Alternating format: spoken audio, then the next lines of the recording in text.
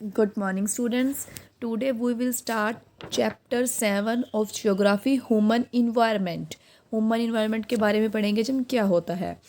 We have learned in the previous chapters that human beings are dependent on nature to satisfy their various needs. कि हम पहले previous chapter में पढ़ चुके हैं कि इन्वायरमेंट क्या होता है. जो हम की human beings are dependent on nature, जो नेचर पे डिपेंड करते हैं और क्या to satisfy with their various needs. Human beings have made different changes to the natural environment of their surrounding. Humans transformed themselves from hunter to gatherers to produce. Humans transferred themselves from hunter gatherers to producers by learning how to grow food, कि कैसे food को grow करना है. And domesticating animals, उन्होंने animals को पालना शुरू किया. With time they built houses, उन्होंने हाउस बनाए. And develop better means of transport and communication, और उन्होंने क्या किया, बेटर मीन्स ऑफ ट्रांसपोर्ट को डेवलप किया, आपस में कम्युनिकेशन किया, संचार किया.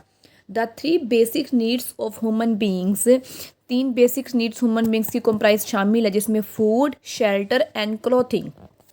The need for shelter lead to the emergence of settlements. Shelter की नीड के कारण सेटलमेंट्स का उदय हुआ. Gradually human settlement started on the banks of river.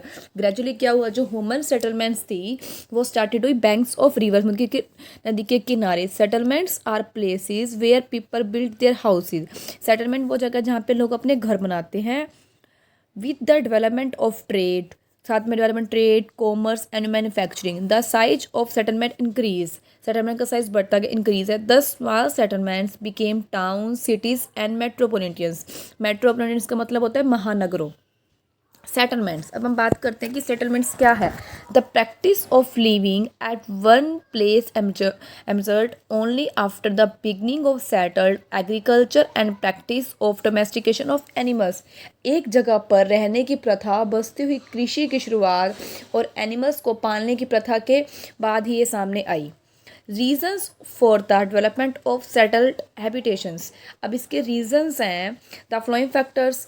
Topography of the land plays an important role. जो टोपोग्राफी है वो क्या है, इंपॉर्टेंट रोल अदा करती है डेवलपमेंट ऑफ सेटलमेंट्स में, इन पर्टिकुलर प्लेस में.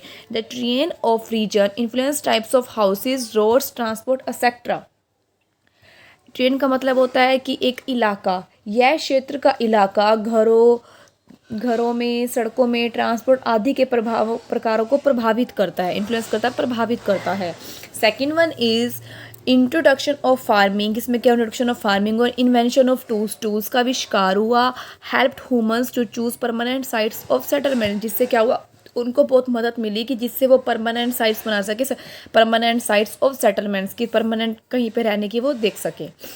एबिलिटी ऑफ रिसोर्सेज की ability for living such as clean air हुई, क्लीन एयर का, वाटर का, फ्रूट्स, वेजिटेबल और even animals to hunt for food, कि यहाँ तक कि वो एनिमल्स का भी शिकार करते थे अपने भोजन के लिए.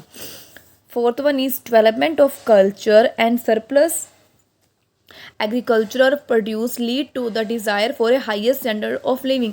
सरप्लस का मीनिंग होता है कि अपनी ज़रूरत से ज़्यादा कुछ एक्स्ट्रा, क्या कहते हैं, बच करना, कि कुछ an amount of excess of production और सप्लाई, की ज़रूरत से ज़्यादा किसी चीज़ को प्रोड्यूस करना, प्रोडक्शन करना, फिर उसको क्या करना, सप्लाई करना आगे. क्योंकि अगर हम ज़रूरत से ज़्यादा कुछ प्रोड्यूस करेंगे तो हमारे डेली नीड्स है, जो हमारे घर के लिए है, वो तो इतना हमारे को नहीं होता.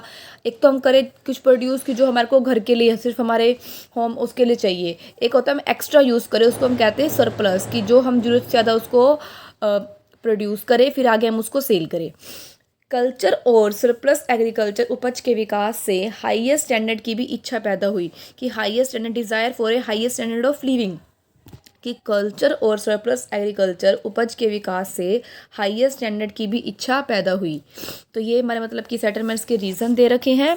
Next reason is marriage, kinship and the security of family and tribe were some of the major attractions of settled life. कि मैरिज, रिश्तेदारी, किनशिप होता है कि जो ब्लड रिलेशनशिप होते हैं, जो हमारी रिश्तेदारी होती है, रिश्तेदारी और परिवार और जनजाति की सुरक्षा बसे हुए जीवन के मेजर अट्रैक्शंस हैं, कि मेजर अट्रैक्शंस हैं. Last one is climatic changes which took place about 10,000 to 7,000 years ago forced people to move to more favorable locations. कि क्लाइमेटिक लगभग 10,000 से 7,000 साल पहले हुए क्लाइमेटिक चेंजेस ने लोगों को अधिक अनुकूल स्थानों पर जाने के लिए मजबूर किया। For example, the Sahara in Africa was an area of dense vegetation some 7,000 to 8,000 years ago. कि फॉर एग्जाम्पल दे रखा है सहारा इन अफ्रीका में डेंस वेजिटेशन थी, मतलब कि सघन वनस्पतियाँ थी कितने 7,000 से 8,000 साल पहले। When it turn into a desert, जब वो डेजर्ट में मतलब कि डेजर्ट में बदल गया, the people who lived there, जो लोग वहाँ रहते थे वो माइग्रेटेड में क्या होता है कि एक जगह से दूसरी जगह पे चले जाना, वो माइग्रेटेड हो गए, माइग्रेटेड टू अदर एरिया, वो दूसरे स्थान पे क्या हुआ, चले गए। आगे है टाइप्स ऑफ सेटलमेंट। अब हम बात करते हैं टाइप्स ऑफ सेटलमेंट। सेटलमेंट्स के कितने टाइप्स हैं? Settlements can be described in terms of major economic activities of their habitants. Settlement describe करता है major of terms of the major economic activities of their inhabitants. There are two main types. कितने main types हैं? Main types हैं इसके two, temporary and permanent. कितने हैं? Two, temporary and permanent.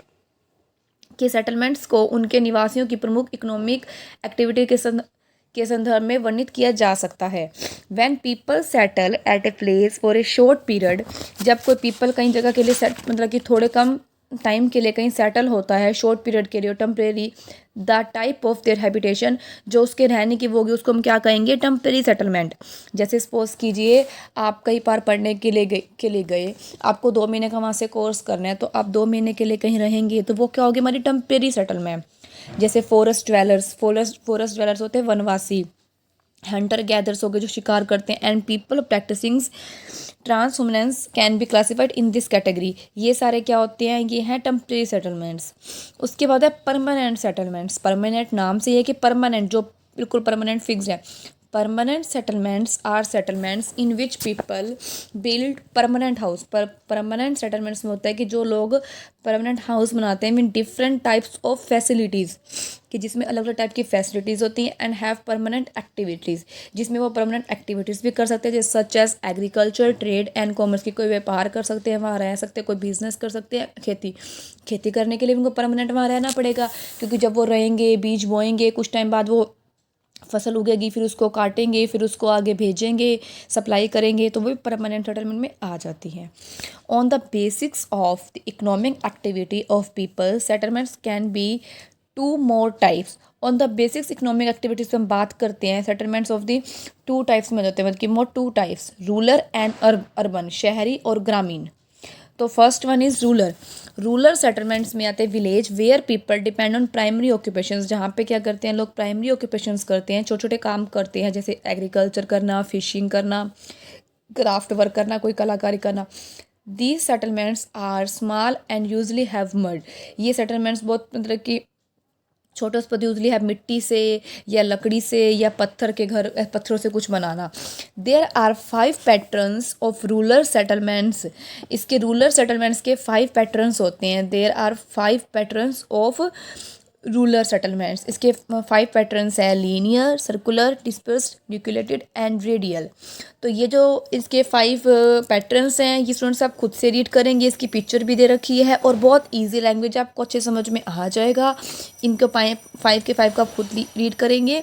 जैसे linear pattern में दिखा रहा है कि a linear settlements generally develops, ये कहाँ होता है? अलोंग ए रिवर, जैसे उनके किनारे कैनाल, रोड और railway line in an elongated and narrow way, ये वहाँ पे होता है। तो ऐसे ही आपने सारे रीड करने हैं, अच्छे से ये 5 के 5 रीड करेंगे। किसी को कोई प्रॉब्लम होगी तो वो डाउट सेशन में मेरे से लेंगे। Okay students, thank you. आज के लिए इतना ही, थैंक यू।